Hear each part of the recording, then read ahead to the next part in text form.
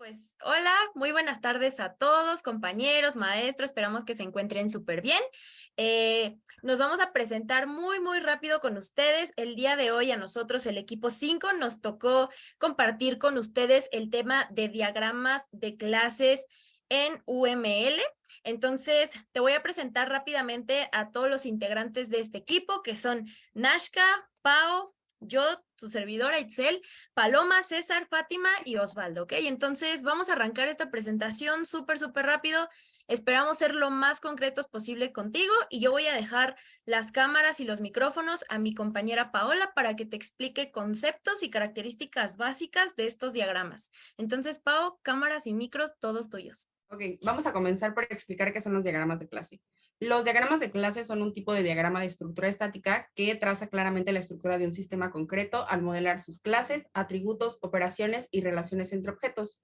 Su propósito es describir las clases que conforman el modelo de un determinado sistema. Para UML, una clase es una descripción de un conjunto de objetos que comparten los mismos atributos, operaciones, métodos, relaciones y semántica. De esta forma, un diagrama de clase de UML puede describir todos los componentes de una clase de manera muy sencilla. Es un diagrama meramente dirigido al modelo de programación orientado a objetos, ya que define las clases que se utilizarán cuando se pase a la fase de construcción y la manera en que se relacionan las mismas. Este diagrama no incluye la forma en la que se comporta a lo largo de la ejecución los distintos elementos, porque esa función puede ser representada a través de un diagrama de comportamiento, como lo son los diagramas de secuencia o los de casos de usos. Se puede decir que existen tres perspectivas diferentes desde las cuales se pueden utilizar los diagramas de clase, que son la conceptual, la de especificación y la de implementación. La conceptual, en este diagrama se representan los conceptos en el dominio del problema que se está estudiando. Este modelo debe crearse con la mayor independencia posible de la implementación final del sistema. El segundo es el de especificación, que refleja las interfaces de las clases, pero no su implementación. Aquí las clases aparecen más cercanas a los tipos de datos, ya que un tipo representa una interfaz que puede tener muchas implementaciones diferentes. Y el último es el de implementación, que representa tal cual las clases que aparecen en el entorno. Lo siguiente que vamos a explicar es la simbología por mi compañera Fátima. Bueno, pues un símbolo es una representación de lo que percibimos acerca de una idea y tiene rasgos muy asociados con ella. En el caso del UML se ocupan un conjunto que crean un sistema para que puedan entenderse este tipo de clases. Lo primero es que se inserta una cajita donde vamos a poner en la parte superior el nombre de la clase. Esto, como ya lo comentaba Pau, describe características, condiciones, los significados y debe ser muy corta, buscando que represente de manera más sintática lo que se quiere representar en esta clase. Después viene un atributo, que esto es una palabra o una pequeña frase que define la función sintáctica. Da algunas propiedades, pero llega a ser muy corta. Se pone su visibilidad, que en el caso de este tipo de clases existen tres, pero lo voy a explicar un poco más adelante. Después de la visibilidad es el nombre del atributo, el tipo, su valor y después como elementos extras que se quieran poner. Y está las funciones. Estas funciones son como lo que está relacionado a este tipo de clases, es decir, el objeto o la función, más bien como el objetivo que tienen al estar escritos aquí. En los atributos y en las funciones se describen las cosas poniéndolas entre paréntesis con algún símbolo. Existen las públicas, las privadas, las protegidas, y hay tres que tampoco son tan comunes, que es la derivada, las estáticas, y esas no se suelen usar, pero voy a explicarles las que sí, las que son más comunes. La primera es la pública, y esta se representa entre paréntesis con un símbolo positivo, un signo de más, y representa que se puede acceder a ese atributo y a esa función desde cualquier lugar. Después está la privada, que igual es entre paréntesis con un signo de menos o un signo negativo, y este representa que se puede acceder al atributo función, pero solamente dentro de esa clase. Y por último está la protegida, que es un símbolo de gato, y este representa a que el atributo y la función puede ser accedida únicamente desde la misma clase o las que hereden a ella. Las funciones pueden ser representadas de la misma forma y estas están escritas como visibilidad, después el nombre de la función, la información extra, después cómo se devuelve esa función a la clase y se cierra igual entre llaves. Todas estas cajitas que contienen a las clases se relacionan entre relaciones, vaya la redundancia, pero así se llaman este tipo de conectores, y estos identifican una dependencia. O sea, pueden ser dos o más clases en común y existen varios tipos. La primera es la de agregación, que es una línea recta que después tiene un rombo vacío y representa las relaciones de un objeto que parte del otro, pero deben tener existencia en sí mismo. Después están los de composición, que igual es una línea recta que termina en un rombo y esta tiene una relación jerárquica entre el objeto y las partes que lo componen. Y estos elementos no tienen sentido de existencia si el otro no existe. Después sigue la herencia, que es una línea recta que termina como en una flecha, pero no tiene relleno. Y esta herencia significa que permite que una clase reciba atributos y métodos de la que lo está heredando. Después está la dependencia, que esta representa que una clase requiere forzosamente de la otra para que ésta pueda existir y se le puedan pasar todos los atributos. Y por último está la de asociación, y esta representa una representación únicamente semántica. Ahora mi compañera Paloma les va a explicar cómo se diagrama y cuál es el proceso para realizar este tipo de clases. A continuación voy a explicar cómo se hace un diagrama de clases en UML. Y es importante aclarar que después de una investigación no logramos concretar que haya como una serie de pasos a seguir para desarrollarlo, pero sí hay puntos muy importantes que se deben de considerar para que este diagrama se lleve a cabo con éxito. El primer punto es que tenemos que tener bien claros cuáles son los elementos de este diagrama, y con elementos me refiero a simbología. La simbología, como le explicó mi compañera Fátima, es muy importante, es base, ya que de esta manera vamos a partir estructurando, vamos a ir agregando cada uno de los elementos que van a formar un total. El segundo es tener un propósito del diagrama. Esto es muy importante, ya que pues es tener como la idea principal y saber qué se quiere manifestar en este diagrama, qué es lo que se quiere plasmar. Entonces a eso se refiere con tener el propósito, es base. También es fundamental, tenemos que tenerlo muy claro, y pues de aquí va a partir toda la idea de desarrollar el diagrama de clases. La siguiente es tener una claridad de las ideas, y pues esto es muy parecido al punto anterior, ya que tenemos que tener como clara la estructura que queremos seguir, qué es lo que queremos incluir en este diagrama y la manera en la que lo vamos a ir estructurando. Y por último, el proceso a seguir. Como lo mencioné al principio, no es como que haya una serie de pasos, pero sí es como darnos una idea de cómo lo debemos ir realizando para que pues se vea bien, sea un buen resultado. Bueno, el primer punto es agregar todas las clases. Esto es muy parecido a una lluvia de ideas, porque es ir agregando se puede decir que al azar, las clases que van relacionadas al tema que vamos a desarrollar en el diagrama. Es ir agregando, pues sí, clase por clase, y ya después pues le vamos a dar una estructura. Esta clase se nombra con una nomenclatura corta, lo más directa posible, no tiene que ser larga. Se manifiesta de diferentes maneras, pero la principal es pues sin espacios y con la menor cantidad de palabras posibles. Y bueno, este nombre va en la primera sección del recuadro de la clase. El segundo es ordenar las clases, ya que tenemos como todas las ideas de las diferentes clases que vamos a plasmar en el diagrama. Ahora sí vamos a ir como ordenándolo para que sea más fácil después como terminar de estructurarlo. El tercero es definir los atributos. Estos atributos se plasman en sustantivos y va en la segunda sección del recuadro. La siguiente, por favor. El cuarto punto es definir las funciones. Estas son verbos y son como el complemento y lo que puede realizar el punto anterior. Es como un complemento y pues termina como de complementar la clase. Y identificar la visibilidad es el quinto punto. La visibilidad se refiere a si es público, si es privado o si está restringido. También lo explicaron con anterioridad. Y relacionar las clases. Lo mismo son el tipo de relación que tiene, las flechas o las líneas continuas, puede ser bidireccional o solamente con una sola dirección. Esto dependerá como de la relación que tenga cada clase. Y es importante que al momento de relacionar estas clases, en algunas partes se ponen conectores como para terminar de complementar la idea. Y bueno, aquí es algo muy rápido, es como qué significa cada símbolo, como podemos ver el símbolo de más, el de menos y el de gato, que es público, privado y protegido. El público es un método o atributo que tiene una visibilidad pública cuando todas las demás clases pueden acceder a ello. Es como todo tiene acceso, todos tienen acceso a pues sí, a que está público. El que está privado, bueno, solamente pueden acceder como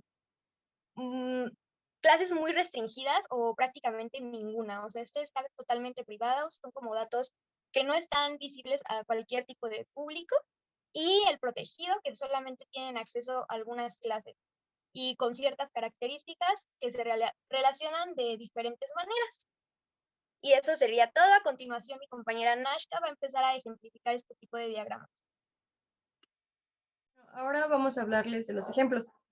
El primero que tenemos es un diagrama de clases de un sistema de servicios bibliotecarios. Para leer un diagrama se comienza de izquierda a derecha, de arriba hacia abajo. En este caso vamos a empezar con la clase lector, cuyos atributos son nombre, dirección y teléfono. Como pueden ver, tienen un signo negativo porque son privados, y en funciones, que es el último rectángulo, tiene reservar y entregar. Lo que se encuentra entre paréntesis es información adicional a las funciones. Ahora, el lector hereda a las clases estudiante y docente las funciones que son reservar y entregar. En este caso las pusieron, pero cuando se hereda no es necesario poner la información que pues se va a heredar. Ahora, el lector necesita un estudiante y un docente. Es por eso que tiene esos números. El pedido tiene una composición que es la flecha, la línea continua con el rombo. Un lector puede hacer de 1 a múltiples pedidos. El asterisco significa multiplicidad. El pedido tiene atributos de ID, título, código. Sus funciones son reservar y entregar. Está conectado con una línea punteada, que es la dependencia, es decir, el pedido depende del bibliotecario, cuyos atributos es el ID y funciones reservar y entregar. Ahora, el pedido necesita un libro y una revista. Sus atributos son los mismos, que es el título, el tipo de libro, o en este caso también puede ser de revista, el autor y la editorial. Y como funciones, tiene reservar y entregar. Bueno, ahora mi compañera Itzel les va a explicar otro ejemplo. Perfecto, ya ando por acá. Entonces, pues mira, para arrancar con este ejemplo, yo te quiero decir o te quiero explicar este ejemplo en palabras más sencillas, ¿ok? Te voy a estar explicando primero qué es lo que este diagrama quiere representar, y una vez que te haya explicado esto, te voy a explicar un poquito más de la simbología que hay acá adentro, ¿ok? Pero prácticamente lo que este diagrama quiere representar es una aplicación que va a almacenar información sobre empresas, ¿ok? Sobre sus empleados, sobre sus clientes y los componentes que tú estás viendo en él, ¿ok? Ambos se caracterizan por su nombre y por su edad. Tú ya lo estás viendo pues prácticamente en el primer cuadro, ¿ok? Vaya, la primera asociación que hay, ¿va? Entonces, los empleados tienen un sueldo bruto, ¿ok? Los empleados que son directivos tienen una categoría, así como un conjunto de empleados que son sus subordinados. Aparte de esto, pues obviamente los clientes van a necesitar, o más bien de los clientes van a necesitar conocer su teléfono o su número de contacto, ¿ok? Y esta aplicación necesita mostrar los datos de los empleados y los clientes.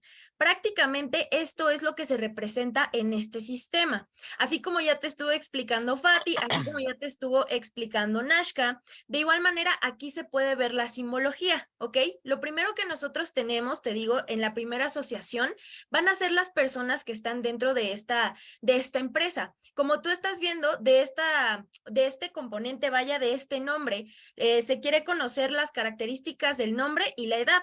Estos se ponen con un signo negativo porque son datos que son privados, ¿ok? Que no necesariamente todos tienen que saber.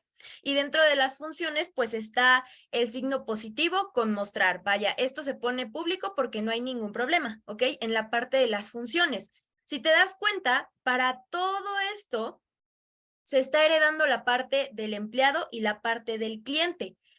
Es lo que tú estás viendo, porque era lo que te estábamos explicando, bueno, lo que te estaba explicando ahorita, ¿ok? Va a existir una persona, van a existir empleados que van a tener subordinados y a su vez estos subordinados van a tener otros subordinados, ¿va? Entonces prácticamente todo esto conforma parte de ello, por eso se pone como que es una herencia, ¿ok? Después de esto tenemos la simbología de la empresa en el cual sale un rombito que es negro. Acuérdate que esta Fati te explicó un poquito acerca de la simbología.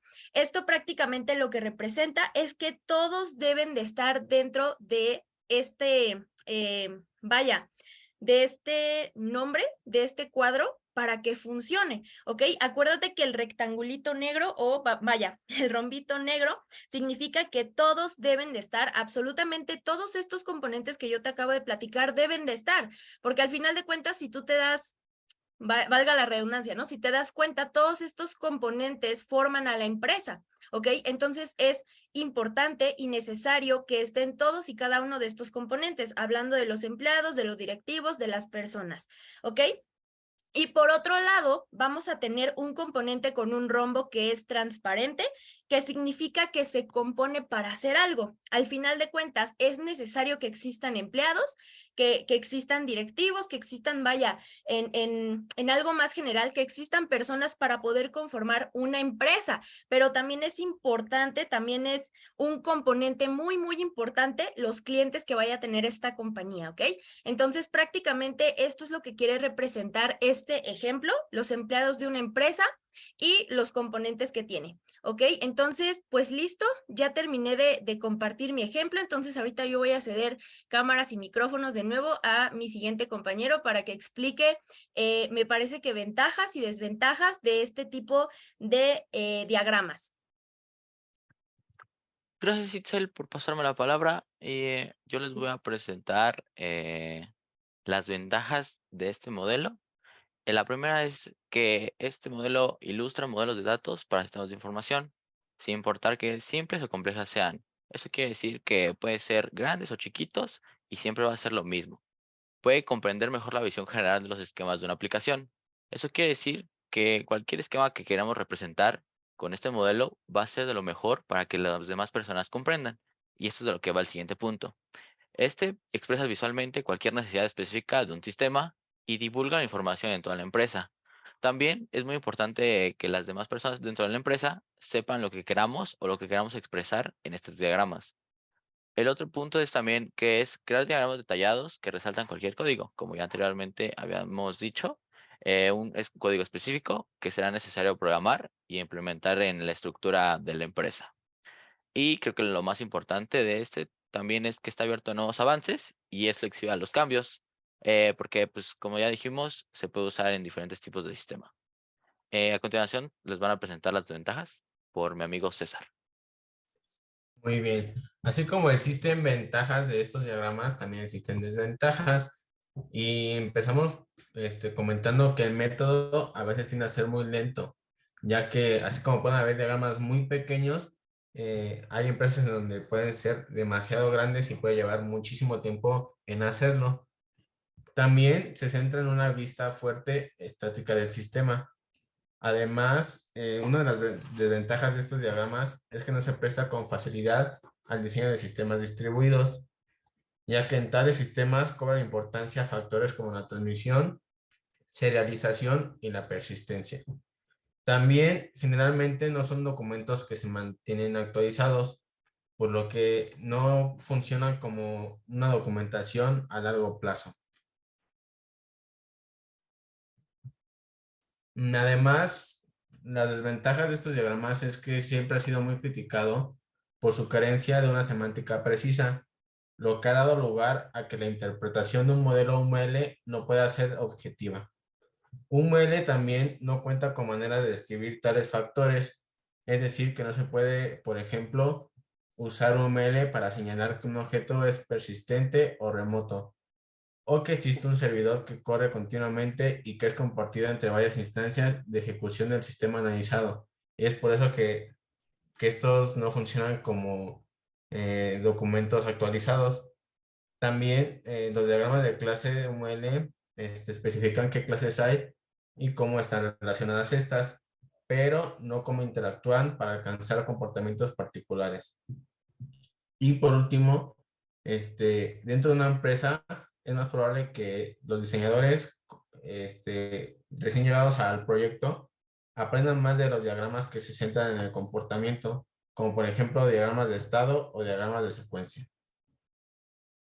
Pues listo, entonces eso es lo que nosotros queríamos compartir con respecto a este tema. Ya solamente a manera de una breve conclusión, queremos recapitular un poquito y compartirte los puntos más importantes que llegamos a tocar a lo largo de la presentación. ¿Ok? Para empezar, pues recuerda que esto es una estructura que se utiliza para describir algún sistema.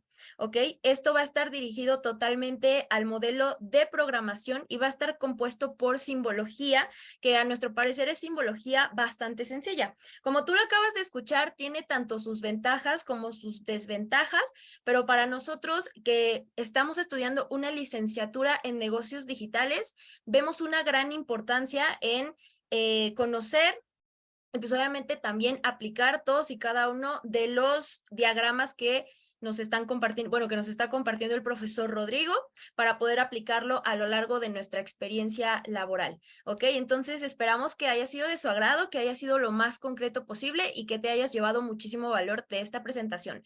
Muchísimas gracias y hasta luego.